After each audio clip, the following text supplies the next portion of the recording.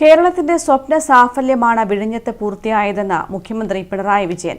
നാടിന്റെ അഭിമാന മുഹൂർത്തമാണിത്. ഇന്ത്യയെ സാർവദേശീയ മാരിടൈം വ്യാപാര ലോജിസ്റ്റിക്സ് ഭൂപട ശൃംഖലയിൽ കണ്ണിചേർക്കുന്ന മഹാസംരംഭമാണിതെന്നും മുഖ്യമന്ത്രി പറഞ്ഞു.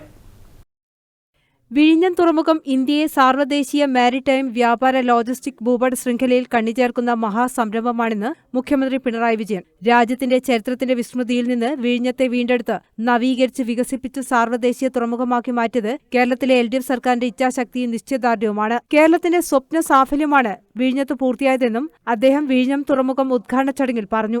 കേവലം ഒരു തുറമുഖ കവാടം തുറക്കലല്ല, മൂന്നാം മിലിനിയത്തിലെ വികസന സാധ്യതകളിലേക്കുള്ള രാജ്യത്തിന്റെ മഹാകവാടം തുറക്കലാണ്. ഇന്ത്യയെ സാർവദേശീയ മാരിടൈം വ്യാപാര ലോജിസ്റ്റിക്സ് ഭൂപട ശൃംഖലയിൽ കണ്ണിചേർക്കുന്ന മഹാസംരംഭം.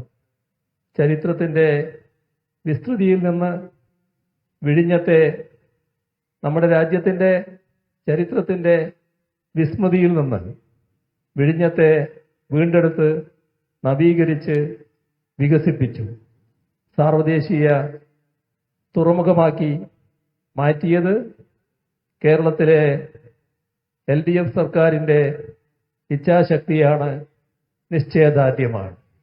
ആദ്യമായാണ് ഇന്ത്യയിൽ ഒരു സംസ്ഥാനം മുൻകൈയെടുത്ത് ഒരു ബൃഹത് തുറമുഖ നിർമ്മാണം നടക്കുന്നത്. ചെലവിന്റെ ഏറിയ ഭാഗവും കേരളമാണ് വഹിക്കുന്നത്. ഇതുവരെ 250-ലേറെ കപ്പലുകൾ വിഴിഞ്ഞത്ത് നങ്കൂരമിട്ടു.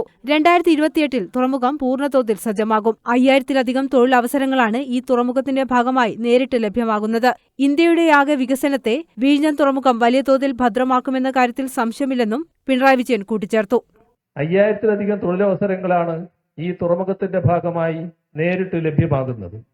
കൂടുതൽ പേർക്ക് ഇത് പ്രയോജനകരമാകുന്നു എന്ന് ഉറപ്പുവരുത്തുകയാണ്.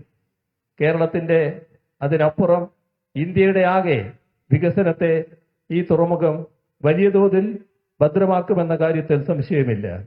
News desk, Kannur vision.